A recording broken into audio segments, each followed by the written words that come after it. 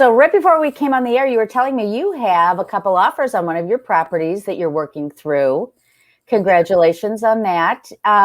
Should we talk to our viewers just a couple of seconds about what happens when one of the ways that we deal with highest and best offers?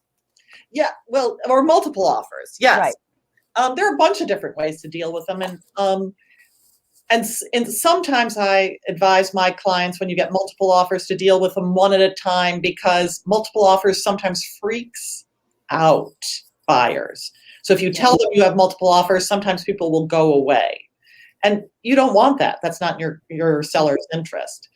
But we've got two offers that are pretty close, but not exactly what we want. So we might just go to highest and best and give them a little time and see if other offers come in. So just for those of you who haven't been through this before, let's say that you put an offer in and somebody else puts an offer in and they tell you to come back with your highest and best. That's when you and your agent sit down and talk about how high are you willing to go, and a penny more you're willing to lose the property. It's tough to go through that because you're bidding against yourself. You don't know what the other offer is, and you don't want to overpay. So it's, as Kyle just said, it's a very emotional time, but it's one of the many ways, probably the most common way that we deal with multiple offers when we're representing the seller. But to Kyle's point, sometimes if you come in with a really good offer off the bat, they'll just choose to work with you. Yeah. And so let's talk about some of the tools that we use when we represent buyers. One of the tools that I use in a multiple offer situation is an escalator clause, where I say that we will go X amount, 2,000, 3,000, depends on the size of property, 5,000, 10,000 for a more expensive property, above the next best, the higher price. So we keep going above, and then we cap it out at some number that makes sense. Exactly right. My buyers, Tom and Sheridan, last fall were in a multiple offer situation. There were 3 offers at the same time. And we put in the escalation clause, and we said we would pay $1,000 over the highest bid up to, I forget what the number was. But so when you put that cap on, it doesn't mean you have to pay the cap. It just means that you will not pay more than that. And that happened in our case where we didn't have to pay the cap. We just paid $1,000 over. And then, of course, the appraisal is in there. The property would have to appraise out in order for you to get your loan. So that's protection as well. But you're right. Escalation clause is the best way to win in a tight market, which is what we're going to be talking about today. Funny, we should be talking about that. So if it's all right with you, Kyle, I am going to share my screen, and we're going to talk about where the market's at right now. Okay.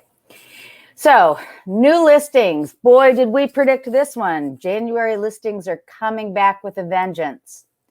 Properties under contract are coming back. And check this out. In the loop, I mean, it may not look like it's huge up, but it's 24% of January last year. And don't forget, we had a very strong January, February in 2020. But that's the point. Look at those numbers compared to last year, which tells me these numbers, that uptick is a March uptick in a normal year. Yeah. It started in January. The market has begun with a vengeance. Yes. Which is why we're talking about the things we're talking about today. This is great information. Isn't this? I'll tell you what, today is February 1. I was at the crack of dawn to get these numbers for you, my people. Okay, so 30 days, 2,869 new listings came on, and 1,397 went under contract. So about half the number went under contract of those on the market. And of course, as Kyle always reminds us, many of these were canceled and relists. So beware. Now, I haven't put this slide in before. I just wanted to show it to you quickly. This is condominiums attached and single families detached together. This is the price spread of homes in our marketplace. and the number that went under contract in various price points. And you'll see that the majority of homes that went under contract are between the 300 and 700 price range. Not a surprise. Well, not only no surprise, but also as I'm looking at it, the under 550, you know where that drop is? That looks to me like 65, 70% of the number of homes, of total homes. If you do, I mean, it's bearing out what we've been saying. The people who are sustaining this market, or the properties that are going fastest, ones that are first-time buyers. Lower price point. Yep. Lower price point. Very nice point. Yeah. Very good. And because we're out of the gate so strong, we're still at a small supply of homes for sale. So, I mean, it's even tighter than it was 3 months ago. Westtown, of these 4 neighborhoods, has the highest supply at only 2.5. North Center 1.8, Irving Park 1.6, Logan Square 2.0. They're just flying. But then I wanted to show you, these are the 4 closer to our office and where we do a lot of our work. The Loop 12.5 still. Near North 11.3. Now these came down from 14 and 12, but they're still a little bit high. Lincoln Park has come up a bit, and I think that's because more properties have come on the market, but still 4 and 3.5 are very, very strong seller markets. So, and this is just for example, we went back on the market with one of my properties on Saturday, unexpectedly, but we went back on the market and we had 7 showings within 24 hours. 7 right. showings. It went crazy. The market's just and if you look at Top Agent Network, which we're both members of, oh my goodness, looking for. So again, people, if you're thinking of selling, now is the time. It doesn't mean you have to ask crazy prices, because it's not showing up. The demand is not showing up in huge price increases. What it's saying is, if you price your property correctly, you will get showings and you will get offers. Right. Exactly right. So you have prepared something for us today, Kyle. You want to get into that? So what we decided to do, because this is such an incredibly fast market, that we were already in spring. As I keep saying, it's unbelievable. I thought we'd talk about what is. Hold on, I'm doing a share screen. What's going on, and what are brokers talking about? What can you see it? I sure can. So these are national issues, and I thought I thought we would talk about what's happening in Chicago. One of the things that we've talked about on this show a bunch is that Chicago is different. We are not the same as the rest of the nation. Right. And I think actually that there are many more changes for the nation than, there's no place that there are no national trends, for gosh sakes, anymore. So these are 6 issues: inventory shortages, vaccines, the impact of vaccines, foreclosures coming, the impact of interest rates on demand. Is there going to be a shift to remote work, and what does that mean for real estate? And some of the upcoming fixes to affordability challenges. So, issue 1, and Anne, what do you think? Will low inventory continue throughout this year, or sellers going to come on the market in Chicago? I think low inventory is going to continue throughout the year. Just how low, I don't know, but what we need are enough first-time buyers to help the move-up market, so that we can, people aren't going to put their properties on the market unless they have somewhere to go. Well, this seems to be a trend across the country, because 84%, these numbers, this came from a survey by a firm that does referrals between brokers. So they're very interested in what brokers think about everything.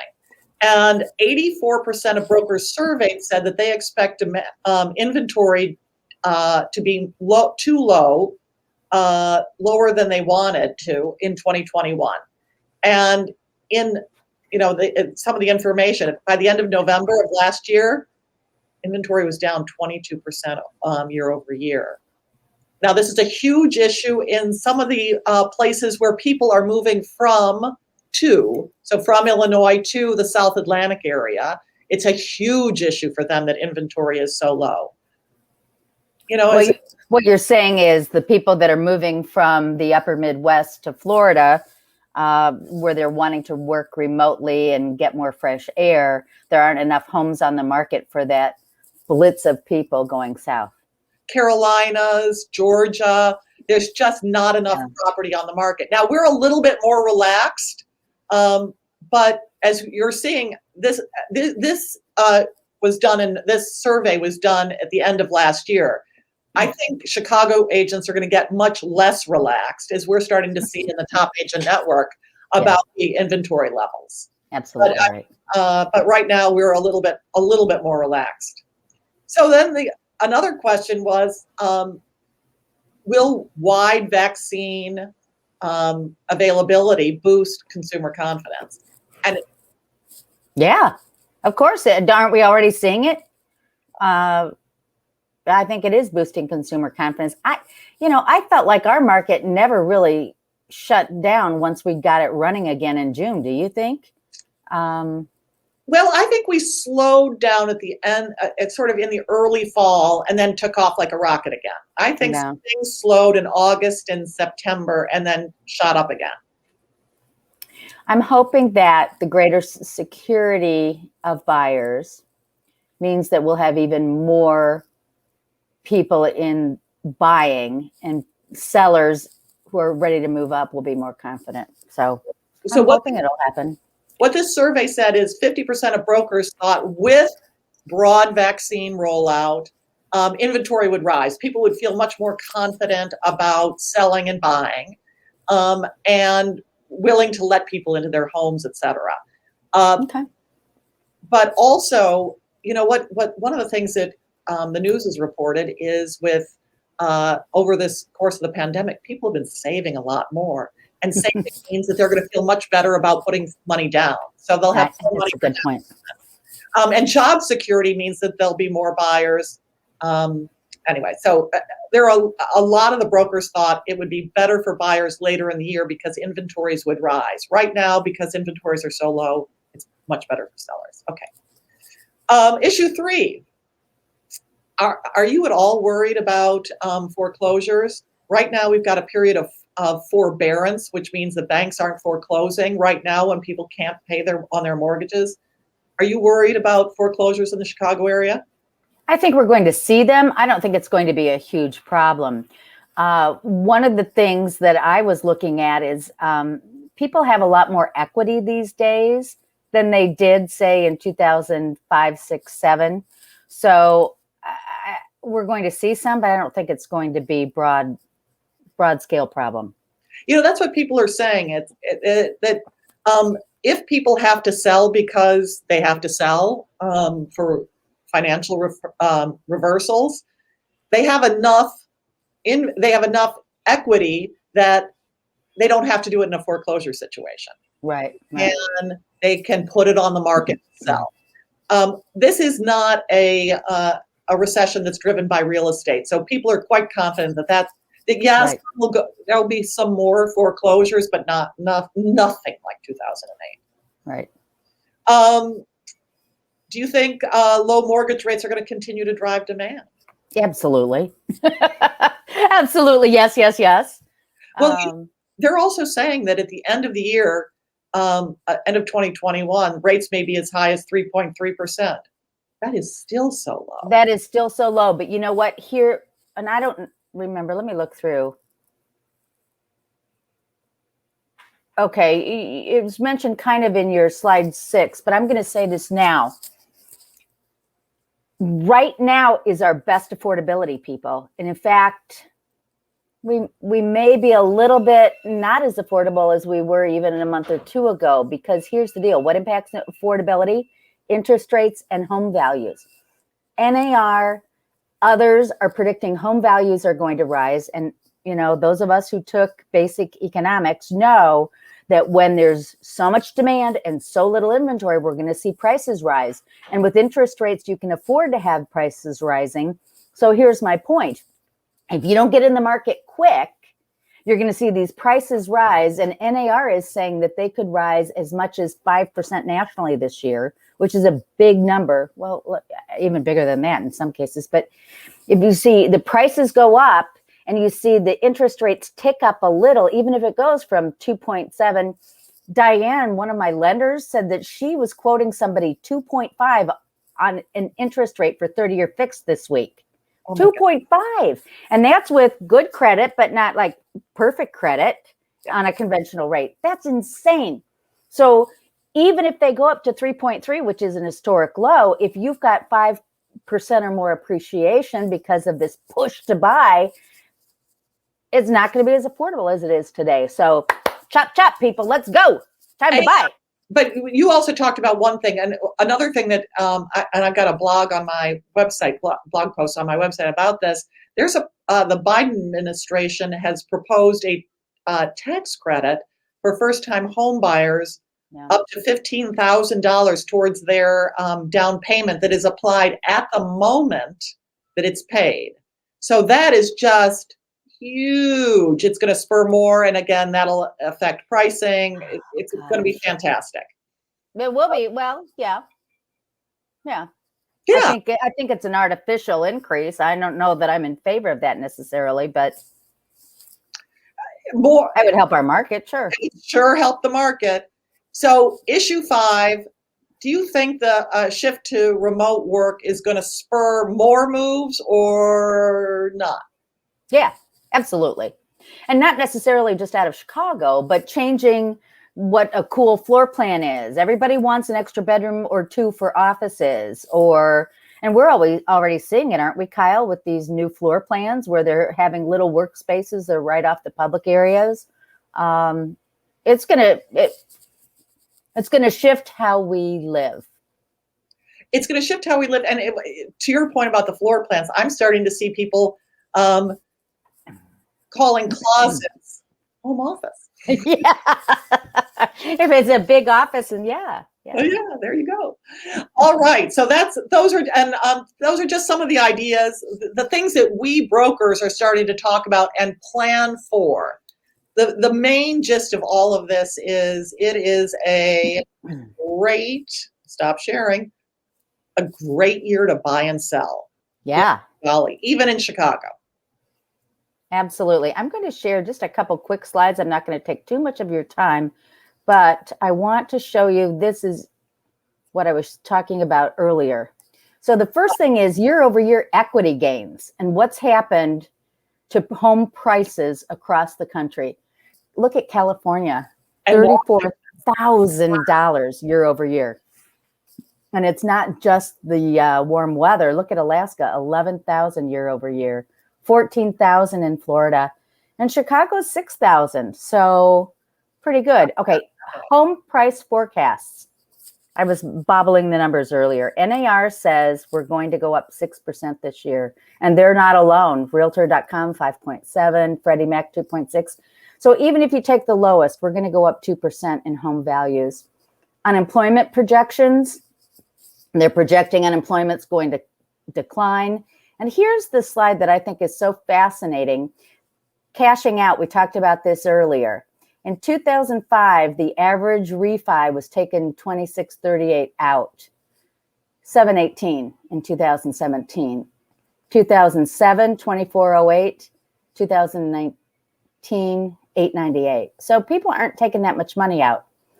So those are the $1 billion that the financial industry was pumping in to people's pockets during this time with consumer demand. They wanted to buy stuff, and so they were using their homes as banks. Right. Look exactly. at now people are not doing that. They are respecting the equity in their home and wanting to maintain equity in their home. It's just incredible. It's almost a third of the earlier number. So that's why we're so confident that we're not going to have the foreclosure crisis that we had back in the last recession. Absolutely right. Now, I thought this last slide in the bottom right is fascinating. Wow. 59, well, almost 60% of all homes have 60% equity. How about that? Illinois has historically trailed in that number. This is nationally, has trailed in that number. But even now, because there's been so little turnover of homes in Illinois in comparison to other markets, that my guess is we're going to do much better. We don't have the updated numbers though. Right. So I have a little time to buy. Time to buy, time to sell.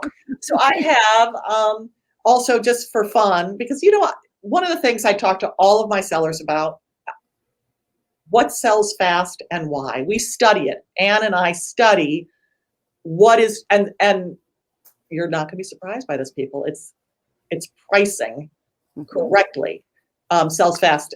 So I have for you a property that I saw that went under contract in 14 days. Hold on, I'm trying to share screen. Application window, there we go, share. Can you see it? Okay. What sells fast and why? What sells fast and why? But I'm only showing you one property because I don't want to I don't want to be boring. So it's what I like to call real estate porn.